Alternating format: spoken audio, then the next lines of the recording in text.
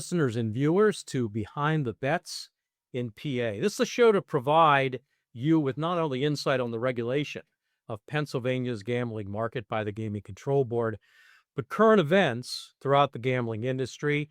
I'm your host, Doug Harbach. In our last episode, we looked at the importance of the PGCB's gaming lab in furthering the agency's role to provide consumer safety and game integrity. We want to take that discussion a bit further to a talk with our Director of Gaming Operations, Paul Resch. Welcome to Behind the Bets in PA, Paul. Thank you, Doug. It's great to be on your show. Thanks. As a little background, Paul's bureau has oversight of reviewing new or updated gaming submissions in both the casino and internet gaming markets. This is to make sure that they adhere to the regulations. Now, it's the Commonwealth's iGaming market that I want to concentrate on today, which launched in 2019. As that industry grew, however, so did the risks. Fraud tactics evolved, identity theft became more sophisticated, and new methods emerged to exploit some weak verification systems. So to address these challenges, the PGCB implemented what's called enhanced player authentication requirements to safeguard the players, operators, and the integrity of the industry. Now, the gaming public may not be familiar with the term Know Your Customer, also known as KYC for short, but it's something that is essential in protecting the players from bad actors who might be trying to seize their identity, their money, or both. So the PGC has become a leader in this area. And let's start there, Paul, with an explanation of exactly what player authentication is and the Know Your Customer protocols are. Sure, Doug. So those are some big words. They are. But really it boils down to, for the consumer, when you go to register an account for one of our online sports wagering or interactive gaming sites, you're required to provide data to establish your identity. And so operators use their various processes to make sure that, number one, the person is real, number two, they're age 21 or older, and number three, the person is who they are claiming to be when they're filling out that registration form. So when done correctly, identity verification can make sure that only authorized individuals are eligible to participate, those 21 or older, those who aren't self-excluded or on our involuntary self-exclusion list. And importantly, we keep the criminals out.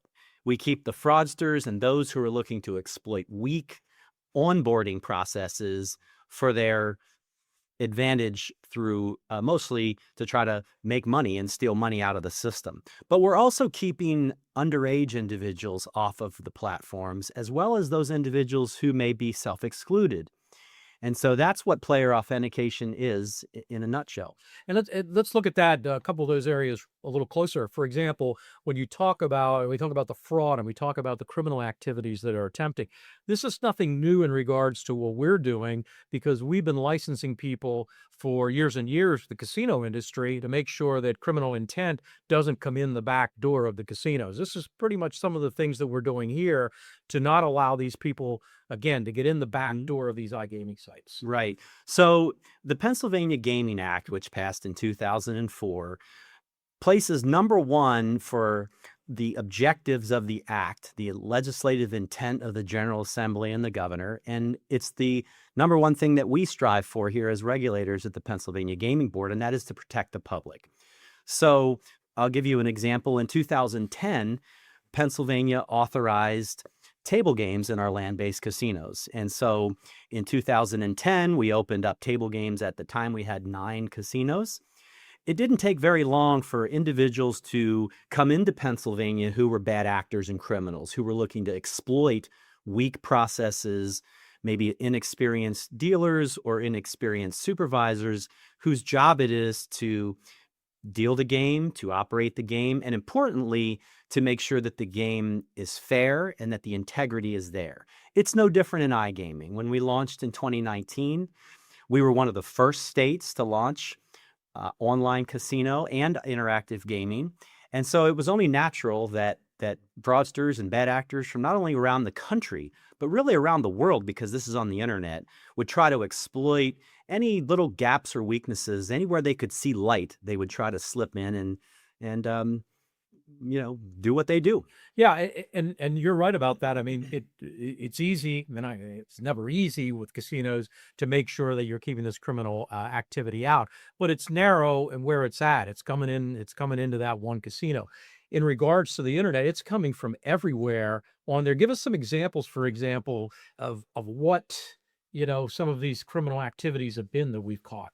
Sure. So, a couple of things that we see. We see professional rings of criminals, really, that are looking to create fraudulent accounts.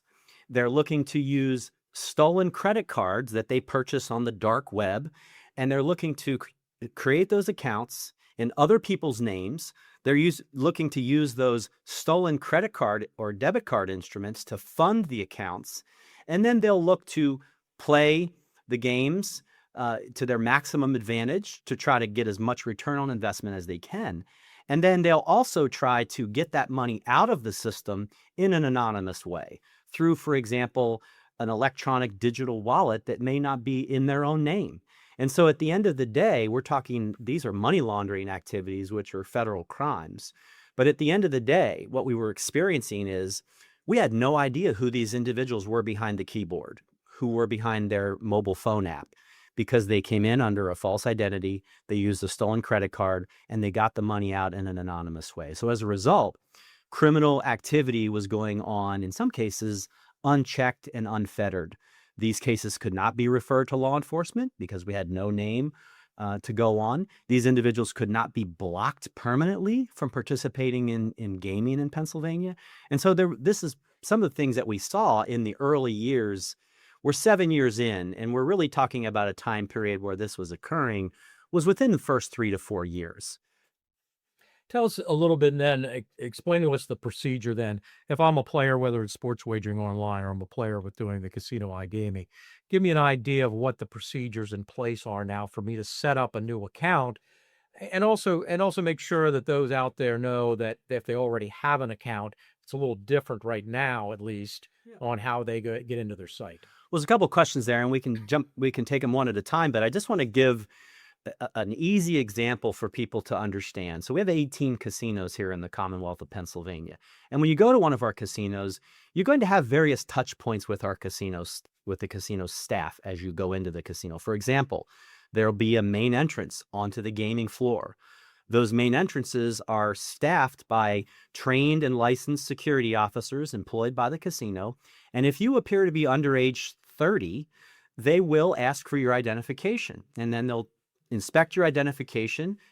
They'll look and make sure that you are the person on the identification.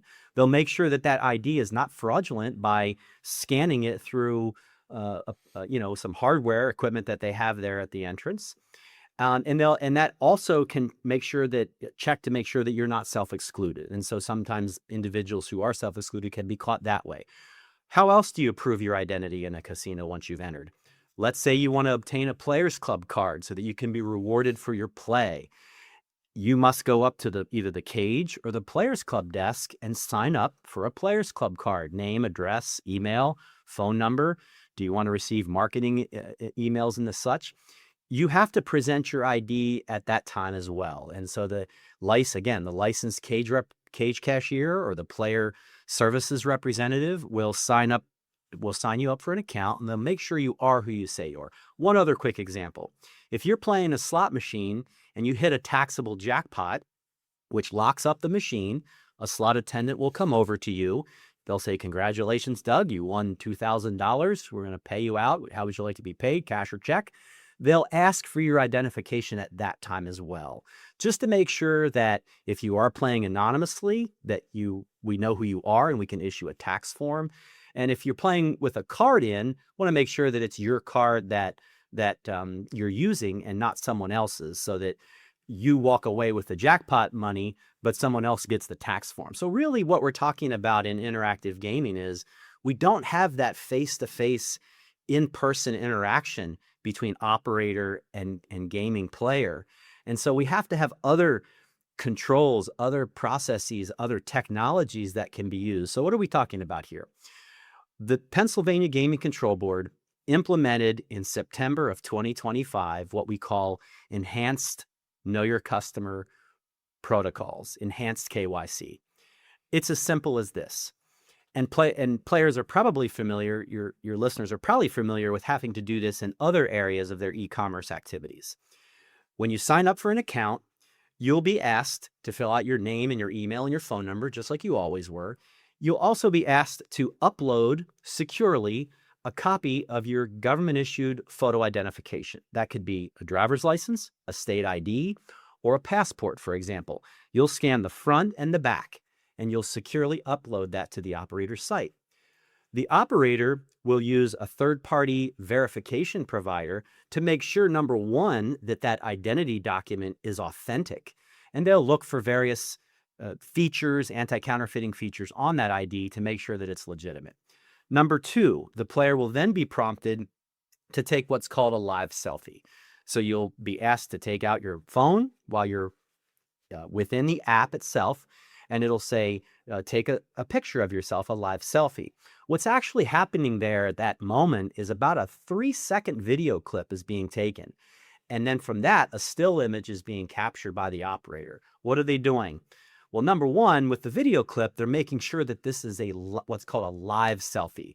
It really is Doug pointing the camera at his face and not just holding it up to a picture maybe of Doug's portrait on the wall. So it's guarding for that.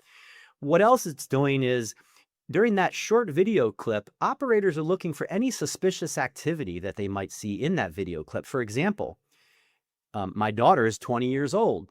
If she's trying to sign up for an account in my name and she gets to the point for this live selfie and she says, "Here, Dad, look at the picture."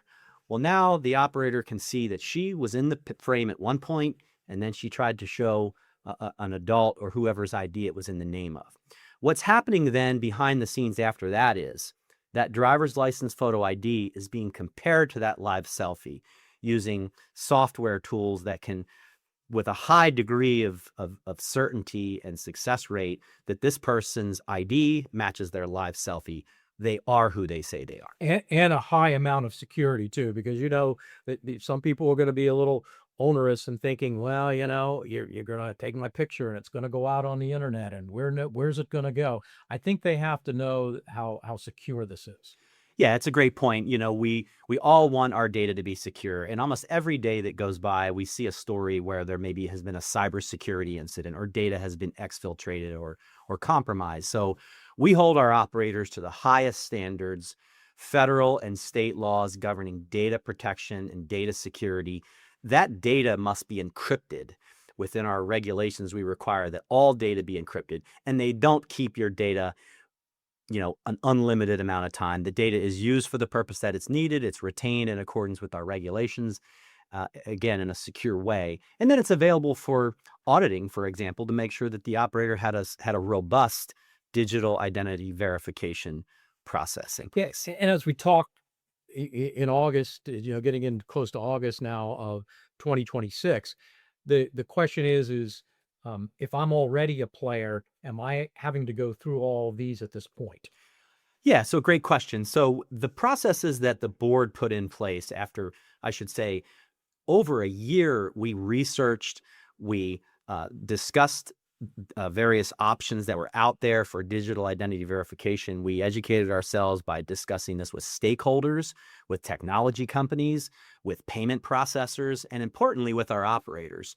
But we decided that to sort of draw a line in the sand, we wanted these new Know Your Customer protocols to take effect on a going forward basis. So anyone that created an account on October 1st, 2025, or over the last 10 months here in the Commonwealth of Pennsylvania would have had to go through the process that I just described. And that applies across all of our operators. So we have more than 20 operators. It's a level playing field. So this wasn't going to be a competitive disadvantage where one operator could say, well, we're not going to do that. We're going to have a lesser onboarding process, for example. It's a level playing field for all of our operators. But to your point, we didn't require existing accounts to have this same digital identity verification, player authentication process at this time. It's still important for operators to do what's called continuous know your customer, meaning, is this person who created an account 4 years ago, are they a live person? Are they a real person? Are they 21 and older? Are they who they claim to be? And there are various ways that they can do that, one of which is they could ask you at some point through your user journey, say you wanted to withdraw a big winning that you had, the operator might say, we're not so sure that this is really Doug Harbaugh still controlling this account. We'd like Doug to upload his government-issued photo ID at this time.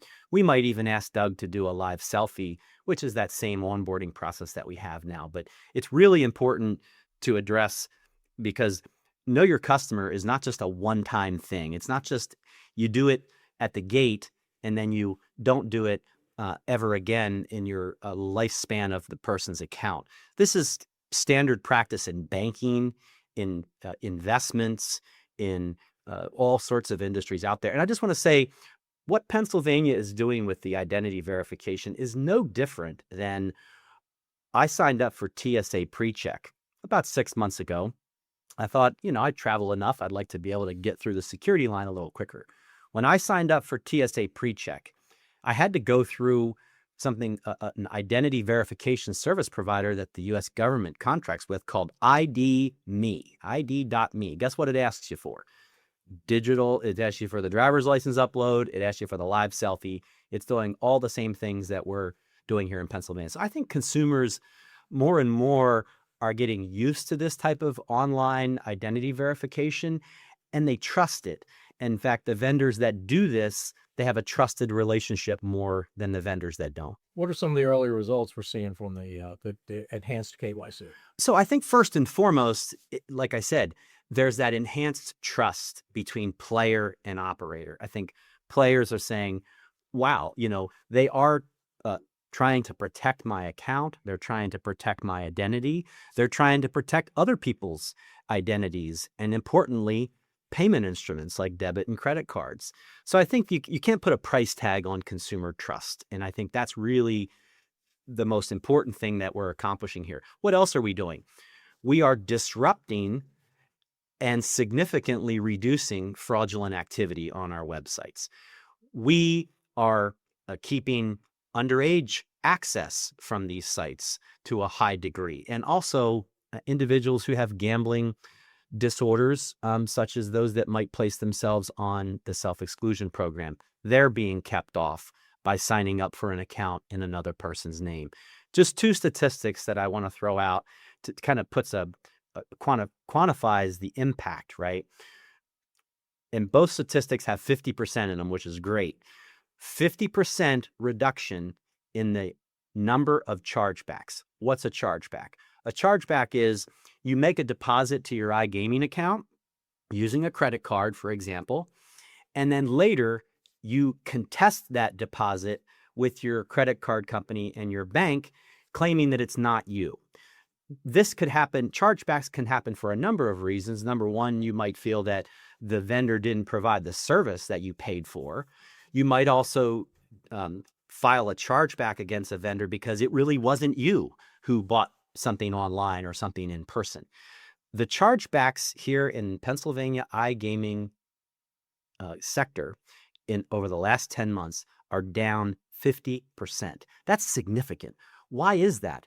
Well, it's because, like going back what I talked about earlier, the person is no longer able to create a fraudulent account using someone else's identity, use a stolen credit card, and get the money out to an anonymous account because they can't do that anymore because of these strong digital identity verification protocols are in place. So chargebacks are way down. One other statistic and metric that's down 50%, and this is equally as important. Operators have the discretion at any time to suspend an account for any number of reasons. Most often they suspend accounts for suspected or confirmed suspicious activity. The number of new accounts last year, going back to 2024, compared to 2025 when these requirements took effect, the number of newly created accounts that were later suspended within a certain defined period of time are also down 50%. What does that mean? That means that people who are creating the new accounts, they are who they say they are. They're legitimate gaming players who want to go online and place a sports bet. They want to go online and play an online slot machine for all the right reasons. So we're combating fraud. We're keeping underage individuals from accessing platforms, and we're keeping individuals on the self-exclusion list and the involuntary exclusion list from getting in to the iGaming ecosystem. Yeah, we're leading on this. I mean, the other jurisdictions have not quite adopted this yet, so we really have been leading on this. And I know that you and your team, along with our investigative and enforcement bureaus, have been working together to fight online fraud, to fight these underagers getting on that shouldn't be on. And toward that end, our agency was recognized through an award recently from the North American Gaming Regulators Association. It was presented to you for excellence in gaming, and in large part due to this work in fighting fraud, in fighting underagers getting on, for consumer protection efforts that we're giving. That should have brought some satisfaction on these new authentication efforts, mainly because there can be some pushback on it, not just from the consumers, but also obviously operators don't want too many hurdles to set up new accounts. Yeah. Well, the award from the North American Gaming Regulators Association was an honor, not only for me as the head of our Bureau of Gaming Operations, but all of my colleagues in the different bureaus here at the Gaming Control Board. This work didn't start with my department. It started with our investigators, our Bureau of Investigations and Enforcement, and our Office of Enforcement Counsel. In the early years of iGaming, they were made aware of some of these fraudulent incidents because the operators would report to us if they had a fraud or a suspected fraud, and they began to investigate these cases, and they uncovered really the problem that we described earlier. And this iGaming market in Pennsylvania has been growing tremendously. It's been 7 years up and running now. We really are the number one iGaming state in the U.S. And for the first time, iGaming revenue is now surpassing land-based revenue. So this is a vibrant market. It's bringing in, creating a lot of jobs, bringing in a lot of tax revenue for the Commonwealth of Pennsylvania. And we want to protect that market for players, for operators. We want to make it safe and sustainable. And I'm just so proud of the work that all of my colleagues at the Gaming Control Board have done on this issue. And we continue to learn about the new technologies that are out there.